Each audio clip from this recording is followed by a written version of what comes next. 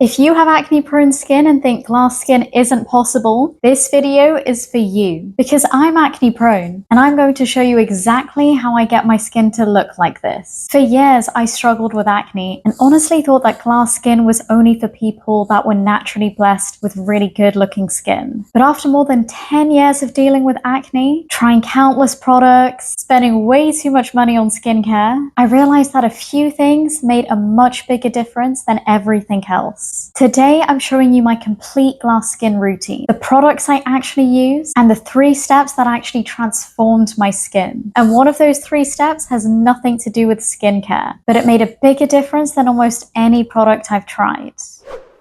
So when I first tried to get glass skin, I kept focusing on expensive skincare products and various treatments. But one thing that made a surprisingly big difference was how I cleansed my skin. Because if you're going around wearing makeup, waterproof sunscreen, and you're not cleansing properly, that stuff is just going to stay on your skin, and other products won't be able to do a good job if you haven't cleaned it properly. So I always recommend a double cleanse at night. And I know the acne girlies out there are probably like, no, oil may trigger my acne. I don't want to put oil on my skin. I don't want to get any more breakouts. But honestly, a good oil cleanser that is suitable for your skin type is game changing. So I've used so many different oil cleansers over the years. I've got acne prone skin. These are the ones that have personally worked for me. This is my tried and true oil cleanser. I have bought probably 3, 4, 5 of these. My sister uses this. My mom uses it.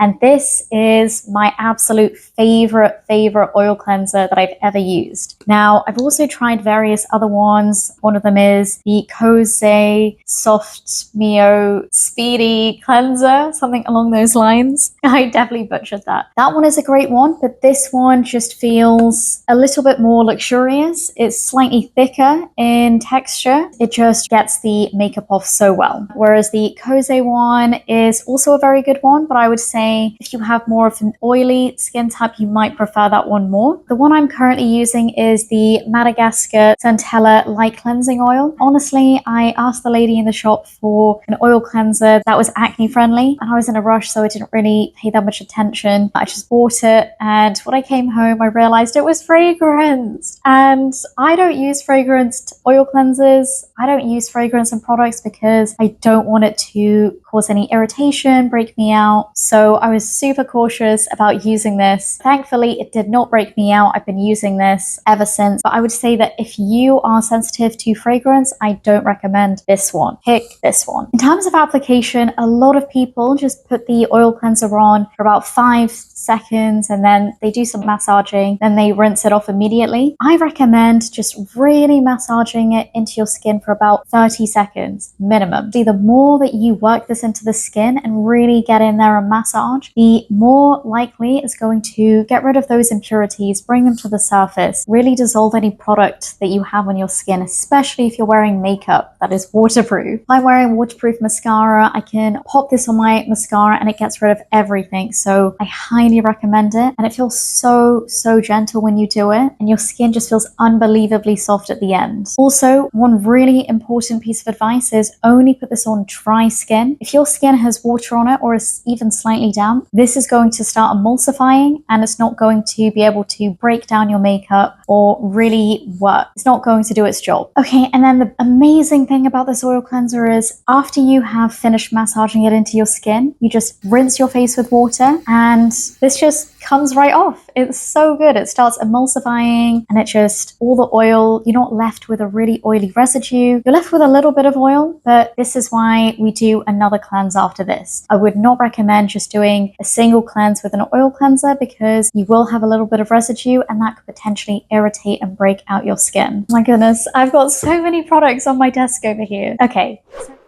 So the next step is your regular cleanser. And one mistake I made for years having acne was thinking that I needed to have squeaky clean skin after using a cleanser. I actually thought that tight, shiny feeling on my skin was a sign that I'd cleaned it really well, and I tried to get that every single time I wash my face. And now I just know that that is not the case at all. It's actually a sign that you've dried out your skin. When you do that, you're just putting yourself at risk of more breakouts breakouts and more irritation, which we don't want. So instead, I recommend a gentle cleanser. If you're acne prone and you want glass skin, protecting your skin barrier is one of the most important things you can do, and it starts with your cleanser. Don't set yourself up for failure by using one that is way too harsh for your skin, because glass skin isn't just about adding hydration, it's ensuring you don't lose your existing hydration by stripping it with a harsh cleanser. And trust me, a gentle cleanser is more than enough to clean your face, especially if you've already done the oil cleanse first. This is just gets rid of the extra residue, and it really does work. After you finish cleansing, you'll immediately notice just how soft your skin feels. It's actually insane. My skin never feels that soft if I don't double cleanse. So I have a few recommendations. The CeraVe Hydrating Cleanser, the one that doesn't foam, is the gold standard for me. I absolutely love this one. So gentle, super friendly for pretty much every skin type. It doesn't leave a residue. I prefer a non-foaming cleanser, so if you prefer a foaming one, you can do that. Just try and pick the most gentle one. My other favorites are the Cetaphil cleanser. It's similar to the CeraVe, but I personally feel like it leaves a little bit more of a residue. I don't mind that because my skin feels hydrated and it does clean your skin, but I know a lot of people that prefer this over that. This one was a surprise. I got this cleanser from Rhode. I didn't think that it was going to be that amazing, but it turned out to be incredible. This is one of my favorite cleansers. It starts off feeling quite thick, but then it really does break down and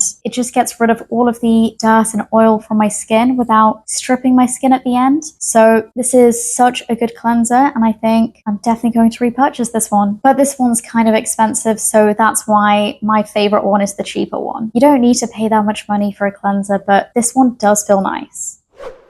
The next step is exfoliation, and this is what helps create that reflective, smooth, glass-like surface that will reflect light and give the glass skin appearance. Now, the problem is some people don't exfoliate enough, or they exfoliate way too much, then it damages their skin barrier, and they're left with extra breakouts and lots of irritation. And if you're acne prone, it's so easy to over-exfoliate your skin, because I feel like we're constantly told that we need to use all of these harsh ingredients multiple times, otherwise the dirt is going to accumulate and you're going to get clogged pores, blah blah blah. But glass skin, it doesn't come from overdoing it with the exfoliator. You need to really find that sweet spot. So if your skin is starting to sting, it's looking really red, you're getting more breakouts or irritation after using an exfoliant, it's probably too harsh for your skin type, and you're probably using it too frequently. I would always recommend starting with a gentle one, less frequently, so that you get used to it. I made the mistake of going in with a really harsh exfoliant, and it just broke me out, unfortunately. This Drunk Elephant one totally broke me out. It's super intense. I actually don't recommend it if you're going to be doing multiple steps in your routine. It's kind of hard to incorporate this into my routine personally, because I use retinoids and that kind of stuff. So personally, I use a gentle cleanser around 3 to 4 times a week. This is just what personally works for me. You will have to adjust it so that it works for your skin type, but you just have to pay attention to how your skin is feeling and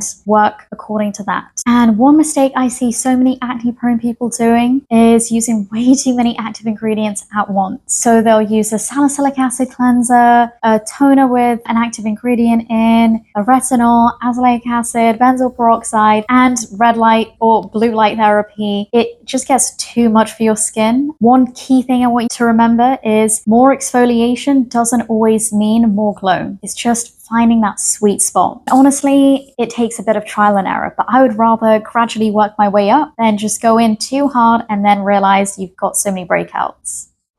So the next step, if there is one thing that I think people get wrong about glass skin, is they probably think that it comes from a single product potentially, but that is far from reality. The key to glass skin is layering hydration. And that is because hydrated skin reflects light much more evenly and gives it that lovely glass skin appearance. This is one of the biggest game changers for me. Think of this step as giving your skin a drink of water before you continue your routine. A lot of people with acne-prone skin focus a lot on the treatments and the actives that they're using, but they miss the key element of hydration, adequate hydration. And this is one of the steps that personally made my skin look so much more healthy and more glowy. So the first layer of hydration I like to use is toner or essence.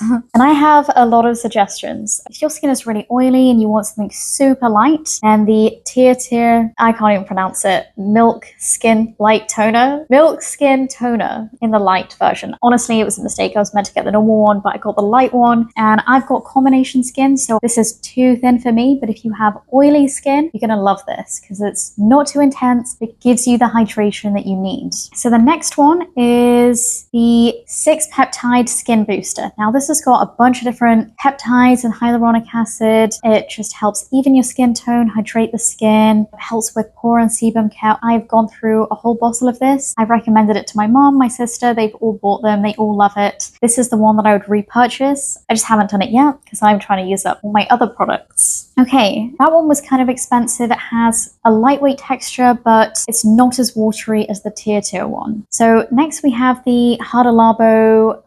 Okay, so this is all in Japanese. I got this in Japan, so I can't remember the exact name, but it looks just like this. This one is very thin. It's not as thin as the Tier one. It's similar in consistency to the COSRX peptide serum. This one is just a standard, affordable, thin toner. So it doesn't really have many flashy ingredients in, but it does the job. It keeps your skin hydrated without weighing it down. I personally enjoy it, but it's not my favorite. And the next one, technically this isn't a toner, it's a milk, but I'm putting it in the same category. This one is a lot thicker in consistency. It feels much more hydrating. So I feel like if you have dry skin, you're going to absolutely love this. My skin isn't dry, it's combination, but I still love this so much. It's one of my favorites. It immediately gives me that glass skin finish without even having to try. I would highly recommend it. The only downside is it's kind of expensive. So I think there are a lot of other milky toners out there on the market, but I think this is one of the best ones. So I'm going to repurchase this.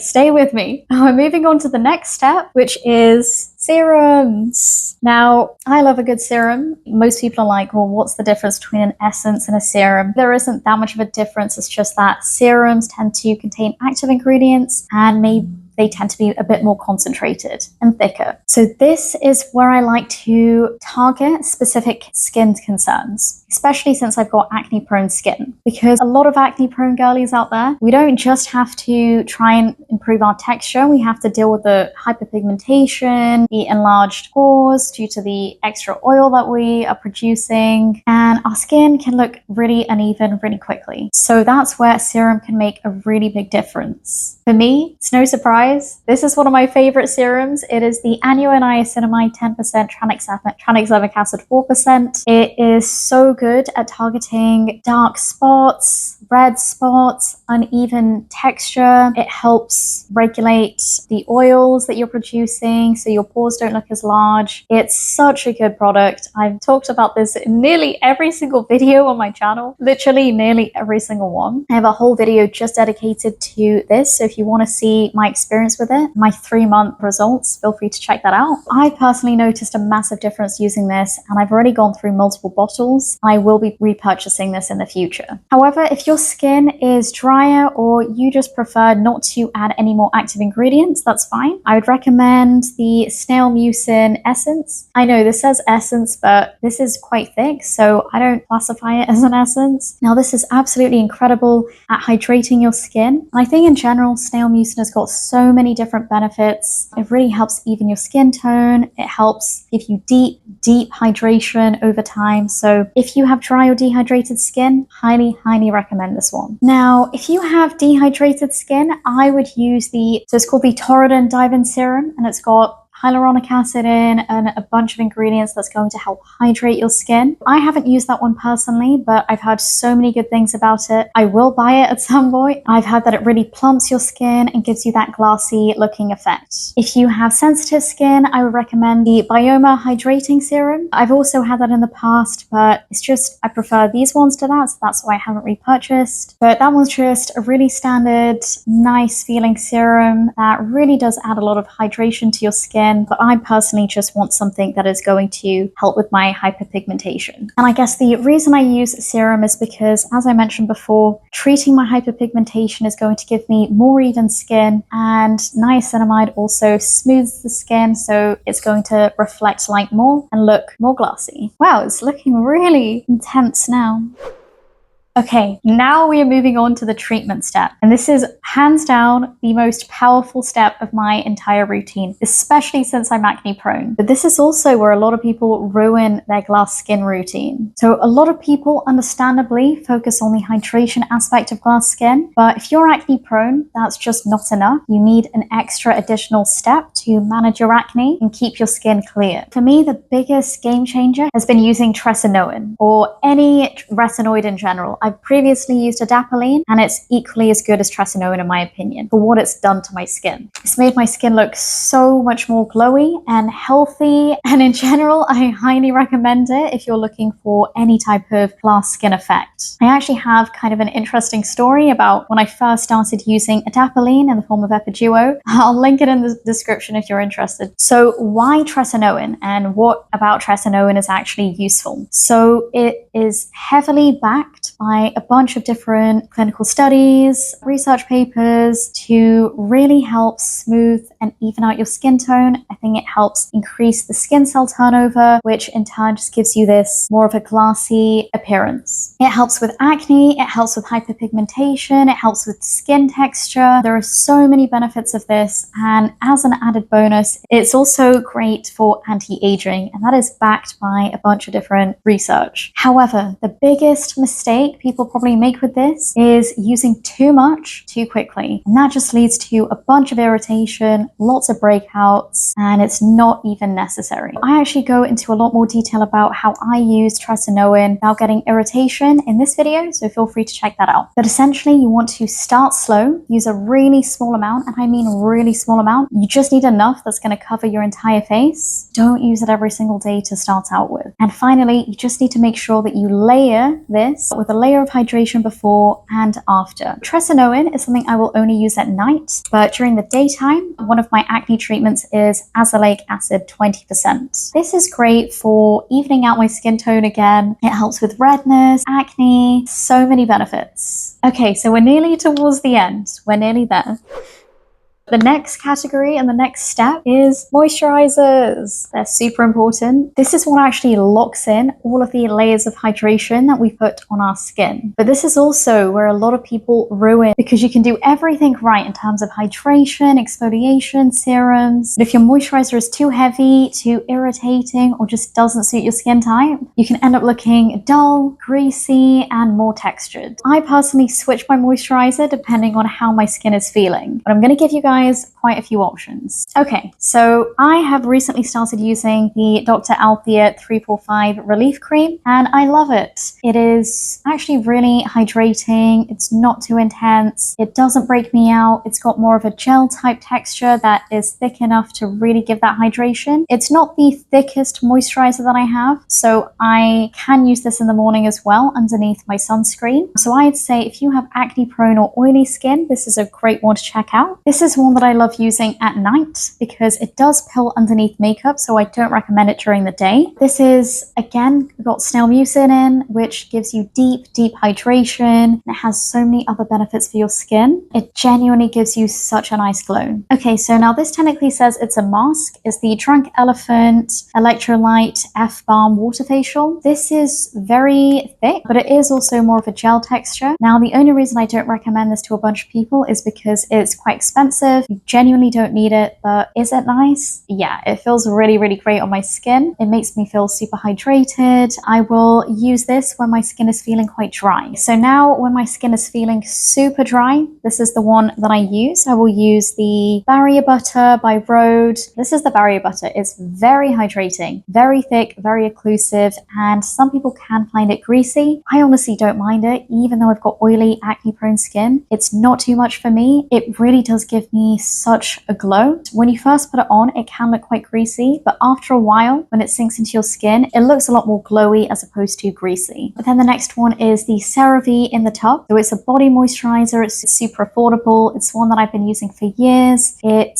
works for pretty much every single skin type, but I think if you have sensitive skin, maybe don't use that one. Use the one specifically formulated to be on the face, but I use the body one because it's cheaper. And then the La Roche-Posay Cicaplast cream is also brilliant. It is quite similar to the Rhode, but I think it is slightly better in terms of really calming the skin down. It's got a bunch of different interesting ingredients. And then finally we have the Laneige, and this is the Water Bank moisturizer. This is very thick and it does have fragrance in it, so it almost feels like a balm. So if you don't like the super thick feeling, then I wouldn't recommend this, and I wouldn't recommend it for anyone that is sensitive to fragrance. Somehow on me it's fine. I just like the texture so much that I got it even though it had fragrance in. And then I have another Hada Labo one, which is just a really nice lightweight gel type of moisturizer that is good for oily or normal skin. Glass skin isn't just about adding hydration, it's sealing it in so that your skin can actually hold on to that glow.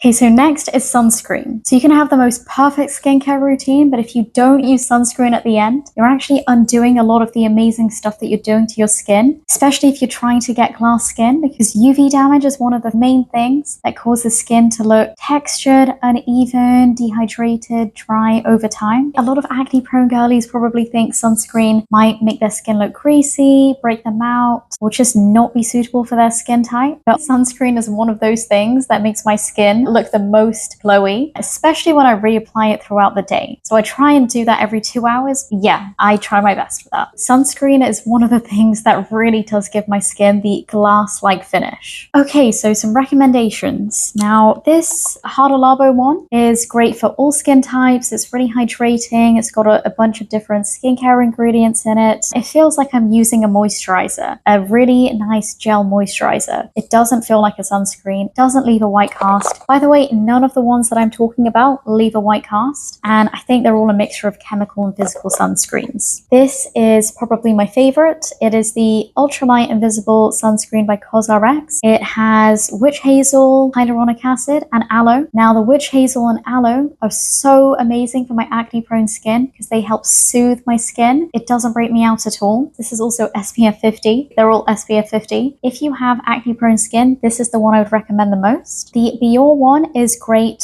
everyday sunscreen, great for oily skin textures because it's the least hydrating out of all of them. It also doesn't really have many added skincare ingredients, but it's still very good as a sunscreen. Sometimes I find I have to use an additional moisturizer underneath this because sometimes it can dry my skin out. Just depends. If your skin is more on the dry side, then I'd recommend this Laneige Hydro UV Defense sunscreen. This is a lot thicker than the others and it feels more like a traditional moisturizer. So it's really going to lock in any of your previous layers of hydration and not dry your skin out. It's also very, very gentle. Whereas sometimes I feel like this one can cause a little bit of irritation because it does feel like it has a lot of alcohol in it. Also, I have noticed for any of you that wear makeup on top of your sunscreen, if I'm wearing a makeup stain, for example, a blush, this will look patchy over this sunscreen. But it's the one I use every day because it's cheap. It does the job and it feels great without giving me a white cast. And then I've got this RE Answer sunscreen. This is more of a brightening sunscreen and it has tranexamic acid, glutathione, and multivitamin. I use quite a lot of different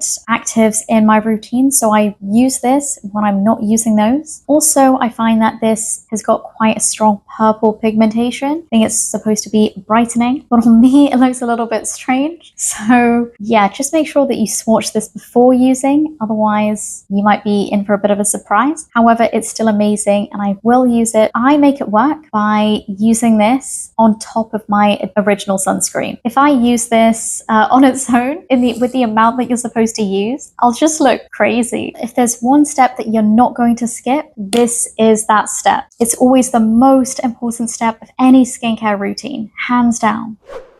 Now we're done with skincare. I'm gonna give you my final main tip, and this is probably the most underrated step in my glass skin routine. It's what I do when I want my skin to look super reflective. It gives me next level glass skin glow. And what is it? It's shaving your face. Now, I know a lot of people are gonna be like, oh, shaving could cause a lot of irritation, which leads to breakouts. What if the hairs grow back thicker? And honestly, I used to think the exact same thing. But I'm acne prone, and I personally never had a breakout triggered by shaving my face because I'm very intentional about how I do it. So let's start off with the prep. I always start on completely clean skin. So that means I've used my cleanser and my face is dry. And instead of using a shaving cream, which I know that a lot of people use sensitive shaving creams, even they were too strong for my skin. I don't even have sensitive skin, so I personally like to use CeraVe Hydrating Cleanser. Now this is non-foaming, it's more of a gel consistency, and I found it to be the perfect medium to shave my face on. And I don't need to buy a separate product, it's my cleanser. I use very, very light pressure, and I use tiny strokes. I make sure that I go over each area only once. Even if I've done a bad job, I'll only go over each area once. Another very important thing that I always follow is I will only use each one of these blades once. So once I've used it, I dispose of it. I never clean it and use it again. I've heard some people doing that, and I'm sure that's fine, but I personally don't want to take the risk. I'm already shaving my face, that's already causing potential irritation. I'm not going to jeopardize my skin for the sake of money. And actually, these can be quite cheap from Amazon. And what not to do. When you're shaving your face, you never want to shave on dry skin because that is going to cause a lot of irritation. I would never shave over an active breakout. If I am breaking out, I would always just skip those areas, giving myself a bit of contingency. I make sure to only shave once a week at the very most, or more realistically twice a month. So you don't need to do this that often to get the benefits. After shaving, I keep my routine super simple for the next 24 to 48 hours. That means no other actives. I just stick with a very basic skincare routine, moisturizer, sunscreen, that's it. And the reason I love this step is because it instantly makes my skin look way more smooth and reflective. Your makeup is just going to go on so much more easily and smoother, and it genuinely does give you a flawless makeup base. One thing to mention, this is something I personally do to optimize the glow and the glass-like look of my skin, but it is completely optional. You don't have to do it to achieve glass skin. And the last step is also super optional, but I like to do it if I really want to enhance the glass skin look of my skin. Even if you have a good routine, sometimes you just need a little bit of an extra boost, and that's what this step is. So it is the Medicube Peel Off Mask. I apply it at nighttime as the last step of my routine, and I ensure I don't use any active ingredients with it. But I also, and this is the key step, I always layer my hydration underneath this. I don't use this on its own. I make sure I use my essence, my toner, my serum, my moisturizer. Then I put this on. It just makes my skin look incredible. One thing I would recommend is using a generous amount of this, because as you can see, I did not use enough. I keep making the same mistake. I never use enough, probably because I don't want to waste the product, and it just is really hard to get off your face. Trust me, the times I put the most on, it looks the best. When I use it properly, 100% makes my skin look more reflected, more hydrated the next day. This only works if your base routine is strong and consistent. Think of this as the finishing touch, not the main ingredient. The reality is, glass skin when you're acne prone isn't about doing everything perfectly. It's about consistency with the right foundations. So to summarize, the most important aspects are protecting your skin barrier, because ultimately the hydration is what allows everything else to work. You need to treat acne long term, and actives like azelaic acid or tretinoin are usually what helps manage acne over time. It's important to not irritate the skin, so you don't need to overdo it. You don't need to feel like you need to do every single one of these steps to get glass skin, because you don't. Over exfoliating or doing too much is usually what sets people back. And then if you want to enhance your results, you can do things like shaving or using the Medicube face mask. If I had to simplify everything, the non-negotiables for me are hydration, a treatment step for acne, so tretinoin or azelaic acid, a gentle exfoliant, and sunscreen. I use all of those steps, but not all at once and not every single day. It's really about adjusting based on what your skin needs. If you're struggling with constant breakouts, I've made various other videos that explains what actually works in my experience. So this is what worked for my acne-prone skin, and over time, this is what has helped me to get to a place where my skin is smooth, glassy, and glowy. Thanks for watching. Feel free to subscribe and like. Bye!